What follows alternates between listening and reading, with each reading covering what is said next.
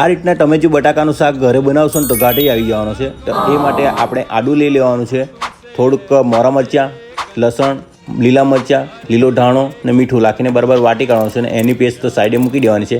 હવે એક આપણે પેન લઈ લઈશું. પેનમાં થોડુંક તેલ નાખી દીધું છે, આ રાઈ નાખી દીધી છે, જીરા નાખી દીધા છે, લાલ મરચાં નાખી દીધા છે, કઢી પટ્ટી નાખી દીધી છે અને મોરા દાણા નાખ્યા છે, થોડાક તલ નાખી દીધા છે, 1 ચમચી હિંગ નાખી દીધી છે.